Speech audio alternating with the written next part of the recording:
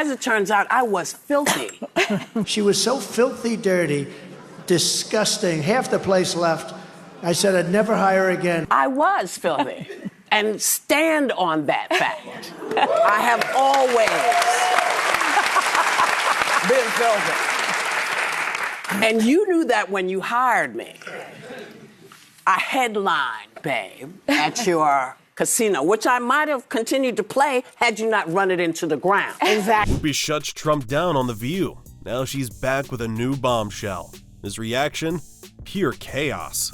It was the episode of you when you were on The View, and I think it was 2015 or 2006, like when you were running for president. Right. Okay, let's stop there. So we're going to clear some of it up as it happens. He was actually, in that clip, is 2011, 4 years before he announced he was running. Okay? That's the first thing they got wrong. So let's rewind a bit. The world knew Trump initially as a reality TV personality who sported an unusual hairdo. Good times, right? In 2011, he appeared on The View to claim ownership of the show. At the beginning of his appearance, he received standard polite conduct from viewers. At that point, Trump engaged in complete birther conspiracy behavior when he demanded to view President Obama's birth certificate. Her impatience reached the breaking point, while Trump remained on The View. Eventually, she took the floor. She delivered a strong response to silence the nonsense completely. Trump's effortless command of attention became the most remarkable aspect of that situation, rather than his outrageous statement. At that time, he already displayed his ability to center himself in attention, even when the discussion had become ridiculous. Whoopi instantly penetrated Trump's facade because she understood that his behavior went beyond typical celebrity antics, since he possessed skills to shape public opinion. His outrageous television behavior during that moment set the stage for his future political approach of using controversy as a strategic tool. I want him to show his birth certificate. There's something on that birth certificate that he doesn't like. Oh my God. That's a terrible that thing is to just say. the Whoopi, I'm worst telling thing. you. He was 3 pounds. Donnie, I love you. I'm telling I love you. you too. I think that's the biggest pile of dog mess I've heard. That's not because he's black. Let him show has nothing to do with that. By the way, Because I've has never heard nothing any to do white with it. president asked to be shown the birth certificate. Everybody does. When you become a president of the United States of America, Okay, listen. you know. Whoopi was not having it. Trump attempted to push the birther conspiracy until Goldberg stopped him instantly. That's the biggest pile of dog mess I've ever heard in ages. She snapped. This was not a documentation issue for her, since she saw the matter through the lens of race. It's because he's black. She drew attention to the actual problem by shouting it out. Trump maintained his innocence, while Whoopi continued to doubt his statements. Has any white president ever received requests to present their birth certificate? She challenged, earning loud applause. Trump dismissed the situation while using his typical strategy to reshape the situation in his favor. But Whoopi saw through him. The way Trump performed his antics represented a deliberate scheme to control people's thoughts about him. The heated exchange functioned as an early demonstration of the disruptive nature of his future political career. The host refused to accept Trump's attempt to avoid the question. So you know who made a campaign stop on the Joe Rogan podcast Friday night. And with all the issues Americans are going to be voting on, you know where they started the interview? In 2015, Trump moved beyond his role as a television personality, creating ratings drama because he launched his presidential campaign. And Whoopi, oh, she had thoughts. The skill demonstrated through reality TV shows failed to qualify someone for leading a nation. Her message about that became very obvious. Trump's public image transition became apparent to Whoopi at that moment. Real matters replaced entertainment because this development brought severe implications. According to her perspective, the same man who has become famous by creating division now sought to unite Americans. But she found this approach unacceptable. She wasn't alone either. Trump's presidential campaign generated doubts in the minds of millions regarding his political agenda, because it seemed either like a publicity gimmick or something threatening the nation.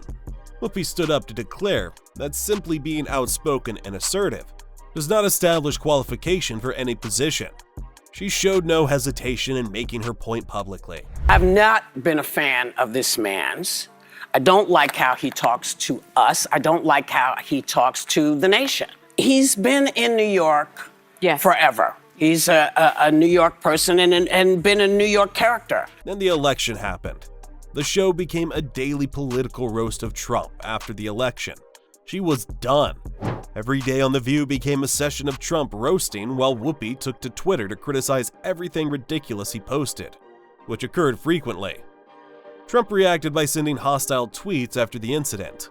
Trump insulted Whoopi by calling her a total disaster, along with being a crybaby, while simultaneously accusing her of having hidden admiration for him. National television viewers witnessed a daily dragging of the person who received no admiration through the experience. Through television appearances, the show evolved into a space that examined the significant aspects of Trump's presidential term. The co-host, including Whoopi, addressed critical matters such as misinformation and racial issues, while linking Trump's statements to these particular problems. Whoopi became more dedicated to explaining the importance of his conduct as his antics became more extreme. Trump's leadership significantly impacted the nation, and people needed to maintain awareness and involvement. Donald Trump is a billionaire, a real estate mogul, and a television star. But does he really want to add President of the United States to his resume? A lot of people would like him to. Please, let's find out, and please welcome my friend, Donald Trump. But Whoopi, she didn't back down. Her response intensified the situation. She displayed physical evidence that showed The View welcoming Trump as their friend during their past broadcasts. During this time, Trump actively denied that he had any friendship with her. Uh-oh, roll the tape, sir. The satisfaction came from seeing Whoopi use actual evidence throughout her points because she refused to depend on old recordings. She reminded the audience about Trump's established pattern of factual distortions, which she demonstrated in this recent incident. The audience at The View erupted with social media praise after Whoopi presented clear records to prove her point. In the current misinformation age, solid proof is essential since it provides both assistance and absolute necessity. Whoopi Loved you. Gives you a hug and a kiss. She writes a letter, the most beautiful letter. She's quoted in the paper. He's a consequential, he was the greatest president, blah, blah, blah. Then all of a sudden she goes to The View. She started hitting the hell out of me because they won't hire her unless. The situation reached its highest point when Trump appears on Joe Rogan's podcast to deliver more inaccurate statements. When Whoopi learns about his action, she comments, "So you want to spread false information." The audience loved how Whoopi checked the facts during the broadcast. They ate it up. The audience experienced a tremendous moment as someone debunked conspiracy theory beliefs at a Thanksgiving dinner. During his podcast performance, Trump believed ratings on air would give him command over the ongoing media story. Trump described his account of what happened while bragging about his supposed successes, as he vented his anger toward Whoopi and other media figures. But the problem? Whoopi's extensive career and experience prevents her from giving away any ground on this issue. Her response to his internet comments came swiftly, with her well-known blend of dry humor and factual statements to expose his statements yet again. Because of its intriguing nature, the discussion about media accountability rapidly expanded from a simple exchange. Through her comments, Whoopi recognized Trump as a target, but she also warned about the harmful effects that develop when influential figures freely distribute misinformation through vast platforms. During the exchange, Trump tried to portray victimhood, yet Whoopi stressed that questioning all information, regardless of source, remains crucial. The interesting aspect of this feud extends past Trump versus Whoopi because it involves more than just their dispute. Media personalities together with celebrated figures maintain control over discussions about political matters. Whoopi engages in more than entertainment criticisms of Trump through her platform because she fights misleading information while holding leaders accountable. Regardless of audience opinion, she has initiated public conversations that transcend the View platform. In addition to her commentary about Donald Trump, Whoopi urges viewers to analyze leadership practices, truth values, and personal accountability. She encourages viewers to investigate stories that they hear rather than accept superficial information. Through her outspoken position, she established herself as a powerful voice in modern political discourse, because misinformation spread rapidly during this period.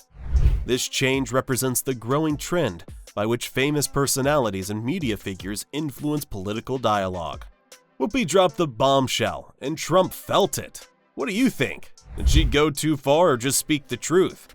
Let us know in the comment section down below. And don't forget to like, share, and subscribe.